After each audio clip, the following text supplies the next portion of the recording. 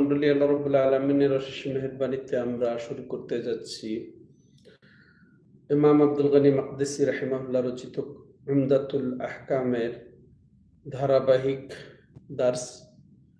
তো আমরা এখন চালিয়ে যাচ্ছি কিতাবুল হজ, হজের অধ্যায়। যেহেতু হজ মৌসুম, তো এই মৌসুমের হজ অধ্যায়ের তৃতীয় ক্লাস একটি হাদিস নাম্বার 230 ও 31 আমরা শুনব। তো এই হাদিসে যা এখানে ফুটিয়ে তুলেছেন লেখক রাহিমাহুল্লাহ, তা রাসূলুল্লাহ সাল্লাল্লাহু আলাইহি সাল্লাম যে পোশাক এই বিধিবদ্ধ শরীয়তসম্মত মুহরিমদের জন্য ইহরামরত অবস্থায়, সেটাই আমরা শুনব। তো এই অধ্যায়ে এখানে আমরা প্রথমে যেটা শুনবো, যেটা পোশাক সম্পর্কে নবী সাল্লাল্লাহু আলাইহি সাল্লাম উল্লেখ করেছেন। হাদিসটি হচ্ছে আন আব্দুল্লাহ ইবনে উমর রাদিয়াল্লাহু আনহুমা আন্না রাজুলান قال يا رسول الله ما يلبس المحرم من الثياب قال رسول الله صلى الله عليه وسلم لا يلبس القمص ولا العمائم ولا السراويل ولا السراويلات ولا البرانيس ولا الخفاف إلا أحد لا يجد نعلين فليلبس الخفين وليقطعهما أسفل من الكعبين ولا يلبس من الثياب شيئا مسه زعفران أو ورس। আমরা জানি যে উমদাতুল আহকামের হাদিস সাধারণত সহিহ বুখারী মুসলিম থেকে নেওয়া হয়েছে। তো আব্দুল্লাহ ইবনে উমর রাদিয়াল্লাহু আনহুমা বর্ণনা করছেন যে এক ব্যক্তি বললেন, ইয়া রাসূলুল্লাহ, হে আল্লাহ রাসূল, যে যারা ইহরাম অবস্থায়, হজের বা উমরার ইহরাম অবস্থায়, তারা কি পোশাক পরবেন?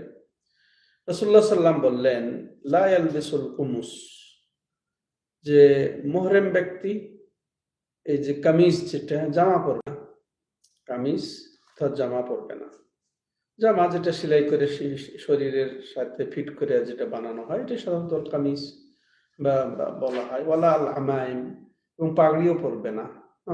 সারা মাথা ঢেকে পেঁচিয়ে সেটা পরবে না।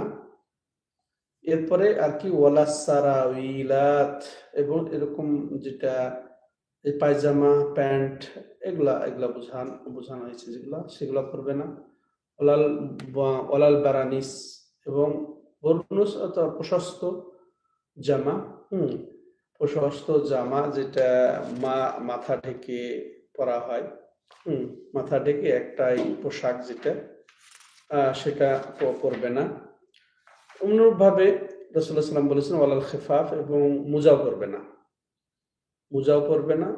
তবে হ্যাঁ, যার কাছে নেই, জুতা নেই, স্যান্ডেল, জুতা বলতে এখানে স্যান্ডেল নেই, সে মোজা পরবে, কিন্তু তার মোজার টাকনুর উপরের অংশ কেটে নিবে, এবং ওই মোজা টাকনুর নিচ পর্যন্ত করে নেবে। মোজা এটা চামড়ার মোজায় সাধারণত। ওয়ালা ইয়ালবিস মিনাস সিয়াবি শাইআন মাসসাহু জাফরান আও ওয়ারস, আর এরকমও পোশাক পরবে না যে পোশাকে সুগন্ধি লাগানো হয়েছে, জাফরান বা ওয়ারস, এমন সুগন্ধি, যেটা হয়তো সুগন্ধি দিয়ে কাপড় মাখানো হয়েছে, এরকম পোশাকও পরবে না। তাহলে মোটামুটি আমরা পোশাকের নামগুলা পেয়ে গেলাম, যেগুলো পরবে না, তার মানে বাকিগুলা পরবে। এটা আমরা পেয়ে গেলাম। তো এই হাদিসে আমরা যেসব বিষয়গুলা জানলাম, সেটা হচ্ছে প্রথমত যেসব নাম করা হলো, যে এই যে যেমন এখন বর্তমানে যে জামা, শার্ট জাতীয়, তারপরে জুব্বা জাতীয় বা যেটা কোট জাতীয়, এগুলা পরা হবে না। এগুলা পরা হবে না এই ইহরামরত অবস্থায়। তেমনি পাগড়ি পরা হবে না। তেমনি যেটা ওই যে টাকনুর উপর পর্যন্ত যেটা পরা হয়, সেগুলো অর্থাৎ প্যান্ট বলেন, পায়জামা বলেন, এগুলা লুঙ্গি সেলাই করা, এগুলা পরবে না। যেমন বুরনুস যেটা বললাম, যে এগুলা পরবে না। যেমন মোজা পরবে না। এগুলা, তাহলে এই হাদিস থেকে বোঝা গেল এইসব পোশাক পরা নিষিদ্ধ ইহরামরত অবস্থায়। আরো যেটা আমরা বুঝলাম এই হাদিস থেকে সেটা হচ্ছে কি, যে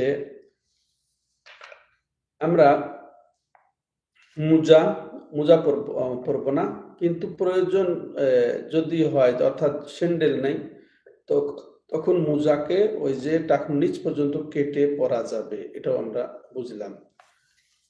এরপরে আরো যেটা আমরা বুঝলাম এই হাদিস থেকে সেটা হচ্ছে কি, যে সুগন্ধি ব্যবহার করা যাবে না। সুগন্ধি ব্যবহারকৃত বা যেটাতে সুগন্ধি মাখানো হয়েছে যে পোশাকে, সেটা করা যাবে বা তৈরিগতভাবেই তৈরিগতভাবেই বুনানোগতভাবেই যে এমন পোশাক পরা যেটাতে সুগন্ধি ছড়ায়, এটাও পরা যাবে না। হ্যাঁ, এরপরে আরো যেটা আমরা বুঝেছি যে এই যে যেগুলো নিষিদ্ধ পোশাক, সেগুলো হচ্ছে পুরুষের জন্য। যেগুলো পোশাকের কথা বলা হলো, এটা পুরুষের জন্য খাস, মহিলাদের জন্য এসব পোশাক নিষিদ্ধ বলা বলা হয়নি। তবে মহিলাদের জন্য বাড়তি যেগুলো নিষিদ্ধ বলা হয়েছে সেটা হচ্ছে নেকাব পড়বে না। হুম যেমন আর একটি হাদিস আমরা এর সাথেই ওই হাদিসে এসেছে, যেটা সহিহ বুখারীর রিওয়ায়াত, ওয়ালা তানতাকিব আল মারআতু ওয়ালা তালবিস আল কুফফাযাইন, যে মহিলারা নেকাব পরবে না। নেকাব বলা হয় যেটা একেবারে চেহারার জন্য, যেটা আশাটা করে বানিয়ে নেওয়া হয়েছে, শুধু চোখের ছিদ্রটা বের হবে, এটাকে নেকাব বলা হয়। তো নেকাব পরবে না মহিলা এহরামরত অবস্থায়, কিন্তু পর্দা কি করবে না? পর্দা করবে। পর্দা কিভাবে পরবে? তার অতিরিক্ত যেগুলা কাপড় চেহারাতে ঢেকে দিবে, নামিয়ে দিবে, যদি গায়ের মাহরাম অর্থাৎ নিজস্ব পুরুষ সামনে থাকলে সেটাকে নামিয়ে দিবে।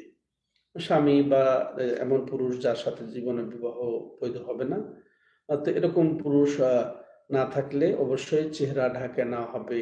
হ্যাঁ, এটা দলিলের ভিত্তিতে এটাই সাব্যস্ত যে তারা চেহারা ঢেকে দিবে। চেহারা খোলা, যে এই যে নেকাব পরবে না, এর অর্থ এই নয় চেহারা খোলা অবস্থায় থেকে যাবে পরপুরুষের সামনে, অন্য হাজিদের সামনে। এর অর্থ হচ্ছে যে যেটা ছিদ্র আর চেহারাকে একেবারে আঁটো-সাঁটো করে ইয়ে রাখা, যেটা পোশাক সেটা থেকে বিরত থাকবে। আরেকটা, দুইটা জিনিস মহিলাকে নিষেধ করেছেন রাসূলুল্লাহ সাল্লাল্লাহু আলাইহি ওয়াসাল্লাম, ওয়ালা তালবিসুল কুফফাযাইন, হাত মোজা পরবে না। এহরামরত অবস্থায় হাত মোজা পরবে না, কিন্তু তাহলে পা মোজা মেয়েরা পরতে পারবে। তারপর সেলাইযুক্ত যেগুলো পোশাক বলা হলো ইতিপূর্বে, সেগুলো পরবে তারা। দুইটা জিনিস, তাহলে তারা যে নেকাব পরবে না, আর ওই যে হাত মোজা পরবে না, এটা তাহলে বোঝা গেল। আর ওই যে পুরুষের কথা বললাম যে তারা এই মোজা পরবে না, মেয়েরা মোজা পরবে। যদি তারা ওই যে না পায়, স্যান্ডেল না পায়, তাহলে তারা মোজা পরবে, কিন্তু টাকনু নিচ পর্যন্ত কেটে নিবে, এটা আমরা পেলাম। সম্মানিত দর্শক ও শ্রোতা মণ্ডলী, তা সুগন্ধি ব্যবহার করবে না সেটাও আমরা বুঝলাম, মহিলার জন্য বাড়তি সেটাও বুঝলাম, পুরুষের জন্য যেটা পার্থক্য সেটাও বুঝলাম।